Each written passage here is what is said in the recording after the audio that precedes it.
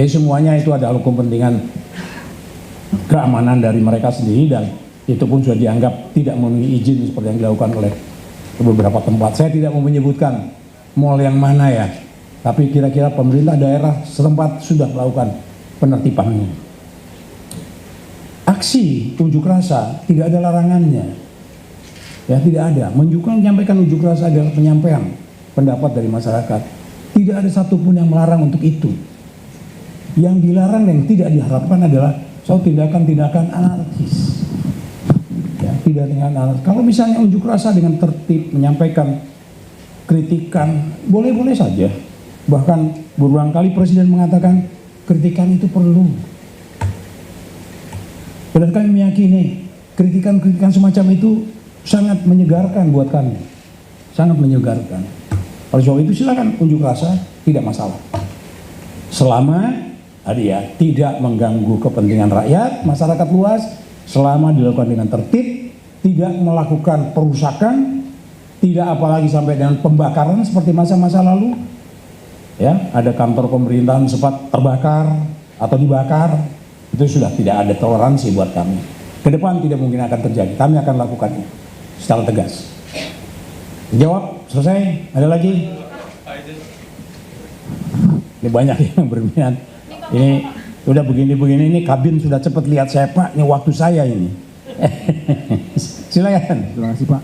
Izin Pak, saya Gita Irawan Pak dari tribunnews.com Pak. Dari mana? Tribunnews Pak.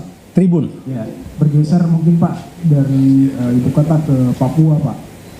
Ini kan sejumlah insiden kekerasan kan masih terjadi ya Pak, yang mengorbankan warga sipil. Komnas HAM sendiri mencatat sampai semester ini sudah 40 sekian korbannya itu warga sipil Pak. Nah ini kan terbaru juga ada di Intan Jaya, ya Hukimo dan juga Tolikara Pak.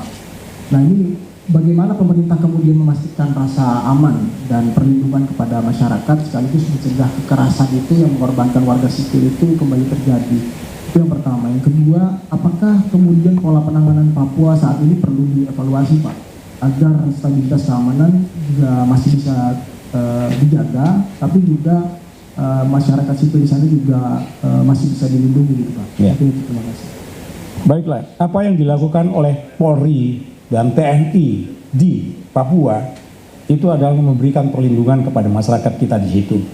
Bahwa terjadi akhir-akhir kemarin seperti di Yahukimo, itu juga sudah.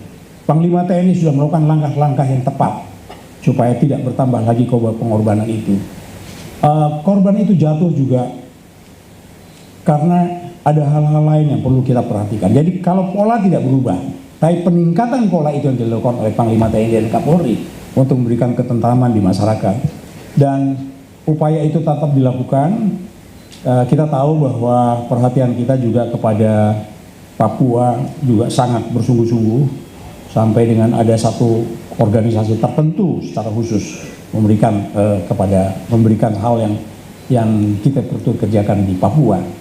Sekali lagi pada kesempatan ini saya katakan kita bersungguh-sungguh untuk itu. Kita tidak mau ada korban masyarakat sipil yang mungkin bahkan bukan hanya dengan masyarakat sipil yang bahkan orang asli Papua sendiri juga nggak ada yang jadi korban di situ. Jadi sekali lagi saya katakan tidak ada perubahan pola, tapi ada peningkatan pola-pola yang sekarang berlaku, itu perlu dilakukan bersama-sama antara Panglima TNI maupun Kapolri yang berada di sana. Saya kira itu yang perlu disampaikan. Ada satu lagi. Saya Pak. Yang perempuan, oh boleh. Perkenalkan Pak, saya Lucy dari TVRI Pak. Dari mana, Metro ya? TVRI. Terkait konteks sosial belakangan ini Pak, kan sering banget terjadi bentrokan, terus ada tindakan kekerasan yang mengakibatkan adanya main hakim sendiri ya Pak. Nah, pertanyaannya tuh bagaimana pemerintah hadir untuk menyelesaikan masalah-masalah ini agar tidak berkembang lebih luas lagi, itu aja sih Pak. Ya, terima kasih. Ini mungkin mengacu pada kasus terjadi di Jakarta baru-baru ini ya. Baiklah, begini. Upaya pertama adalah untuk mencegahnya. Patroli polisi aktif sebetulnya berkeliling di situ. Terus di tempat patroli mana ditingkatkan. Apalagi hal-hal yang bukan pada tengah-tengah malam atau sore atau pagi, operasinya tetap dilakukan. Di saat itu ada kejadian, saat itu juga kekuatan polisi bahkan tambah kalau mungkin dengan TNI segera menghentikan itu dan melokalisir kejadian itu tidak berkembang ke tempat lain. Tahap berikutnya adalah menyelesaikannya itu secara kekeluargaan dan sudah berhasil.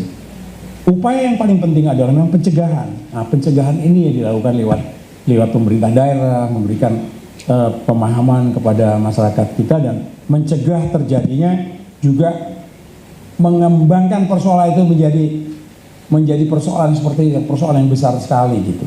Padahal itu adalah pekerjaan tindakan-tindakan yang sangat tidak perlu menjadi suatu besar.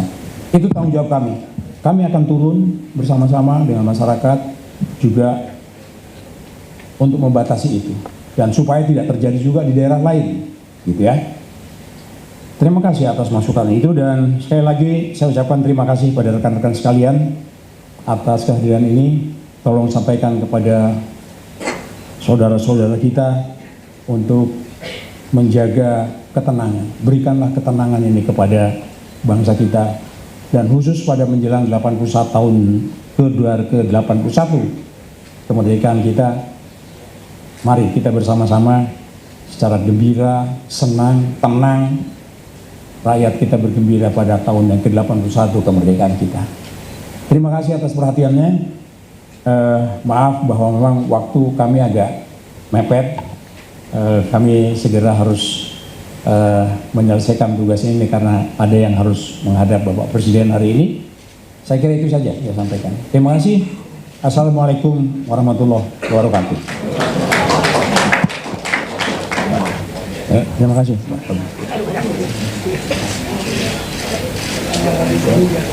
kasih, Pak.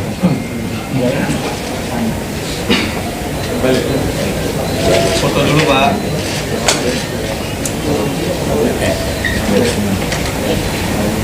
Ayo, terima kasih.